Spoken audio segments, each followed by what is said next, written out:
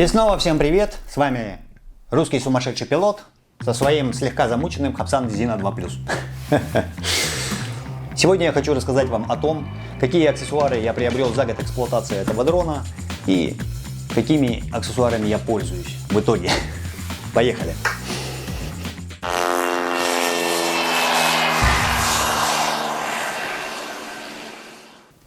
Значит, давайте заглянем в эту сумку. Что у меня здесь имеется? Навалено всего выше крыши. Ну, во-первых, набор светофильтров. Чуть позже я скажу о нем и о том, что я из него использую. Во-вторых, очень полезная вещь – это ремешок для пульта. В-третьих, крепление для винтов. Немножко поломанное с одной стороны уже, что-то я делал с ним, но тем не менее все еще годное. Ну, в-четвертых, сам дрон. Пульт. Обратите внимание, пульт уложен стиками наружу, и при этом мы достаем его, немножко нажав на сумочку, и стики у нас на месте.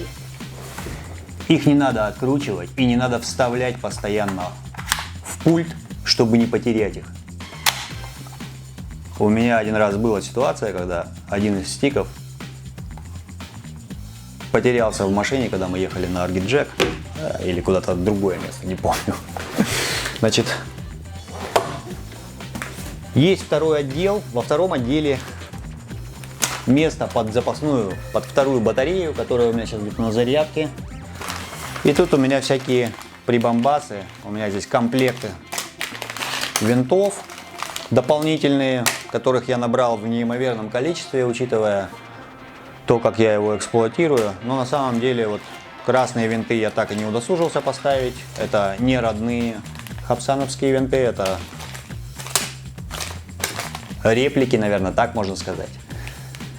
Но сделаны качественно, в комплекте и винтики, хотя они идут без фиксирующей смазки. Винты сторонних производителей. Обратите внимание на то, что винтики не смазаны фиксатором. И не поленитесь купить себе синий фиксатор для того, чтобы при установке этих винтов можно было фиксировать их на фиксатор резьбы, чтобы они не открутились у вас и дрон не превратился в какой-то бумеранг. Вот. Тут же у меня лежат, короче, винты, которые уже слегка подуставшие. Они немножко со сколами, трещинами. Ну, их немного, здесь всего 2 комплекта. Короче, за год эксплуатации я умотал всего 2 комплекта винтов. А как я его эксплуатирую, вы сами знаете, можете посмотреть предыдущий ролик, в котором я напоминал вообще за год, что произошло с этим дроном. Или конкретно те ролики, в которых я долбашил его об бетонный пол. Упал! Нырял в сугроб и прочее. Ну и, собственно говоря, все. Здесь только фирменная отвертка, про которую я упоминал вначале, что она негодная. Ну, если приспособиться, то в принципе пользоваться ей можно. Да, ну, зарядник, там проводочки, которые были в комплекте. Вот. То есть это все. Ну и пакетик силикагелия. Снаружи, наверное, вас интересует еще тоже такой девайс. Кстати, этот девайс тоже можно заказать на Алиэкспрессе. Кстати, все эти аксессуары я покупал на Алиэкспресс. Ссылки на них в описании я выложу. Если кому-то будет интересно, можно будет посмотреть, есть ли они сейчас в продаже и при желании заказать их. Значит, а это прибор анимометр. Полезная вещь, тоже заказывал на Алиэкспресс. Давно, сейчас даже не найду, наверное, когда это было. Ну, в принципе, при желании, ссылка там же внизу. С помощью этого прибора вы можете узнавать силу ветра, когда дует сильно, бывает очень полезно.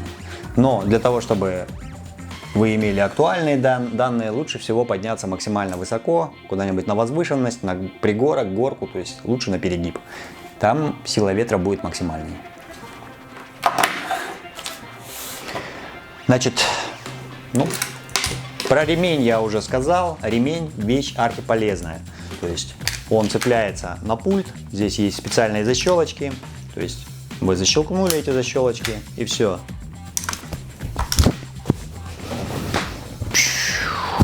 Техника на вас.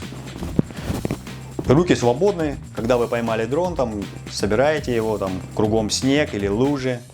Пульт не надо никуда ложить, вы просто отпустили его, и он висит. И он висит на вас. Угу. Поэтому девайсу я уже говорил, вещь полезная, когда вы берете дрон куда-то в поход и ложите его в рюкзак без сумки, для того, чтобы он занимал меньше места. То есть используется она достаточно просто и фиксирует, нижний забыл, и достаточно неплохо фиксирует пропеллеры. Так вот, даже несмотря на то, что у меня снизу лапка одна немножко подломилась, все равно свою функцию это устройство выполняет. Винты фиксируются. Если подзатянуть их, то стоят они достаточно жестко. И можно вполне нормально перевозить его в рюкзаке, в сумке. То есть в местах, где вы можете себе позволить. Что касается светофильтров. Светофильтры есть оригинальные, которые можно крепить непосредственно под оправку, которая находится на объективе. И есть неоригинальные, которые я приобретал вот тоже на AliExpress для быстрой установки. То есть они просто надеваются сверху на объектив. Из 6 светофильтров, 3 из которых идут ND, 2 тут тематичных, Star, звездочки всякие там для ночных типа режимов, ну и какой-то еще там типа просветленной оптики. Вот. Короче, из этих 6 фильтров я использую только один. Фильтр CPL. Он у меня достаточно уже такой повидавший виды, потому что я его в дневное время ставлю очень часто, особенно когда летаю где-то над водной поверхностью. В Турции вообще практически не снимал его днем. Вот. А остальные фильтры... А остальные фильтры ждут своего часа или своего уверенного владельца, который сможет ими пользоваться. Одеваются они просто, у них с внутренней стороны проклеено поролоновое уплотнение, которое не позволяет этим фильтрам спадать с объектива. Но со временем это уплотнение разнашивается, и CPL у меня сейчас стоит, честно говоря, так себе. На честном слове, я думаю, он может уже в какой-то момент потеряться. Надо что-то с этим делать. Вот. Ну, а так фильтры можно ставить непосредственно, то есть, если вы возьмете оригинальные, под металлическую оправку, которая, в принципе, достаточно легко откручивается. В каком-то из роликов я видел, товарищ возмущался, что очень практически невозможно открутить это кольцо, но оно откручивается легко. Сейчас я этого делать не буду, потому что у меня здесь объектив доработан. Я снимал его, разбирал для того, чтобы сделать возможность подстройки фокуса. Об этом, если будет интересно, черканите в комментариях. Я запилю отдельный ролик, как я это делал и что из этого получилось. Собственно говоря, вы тоже увидите. Еще момент. Брал я вот такие штучки, то есть это типа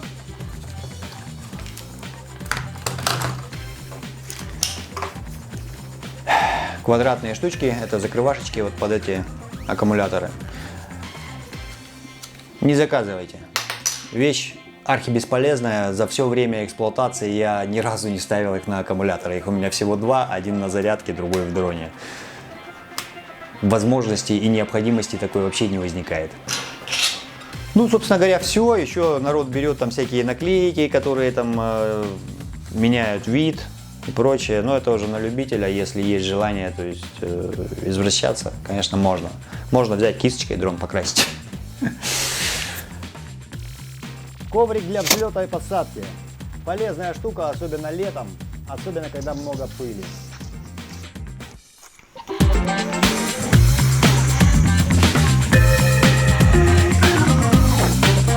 Подписывайтесь на канал, чтобы не пропустить следующие ролики. Я постараюсь снять ролик про использование ND-фильтров на этом дроне. Ну и также расскажу вам про свой другой дрон, про свои походы. Короче, до новых встреч!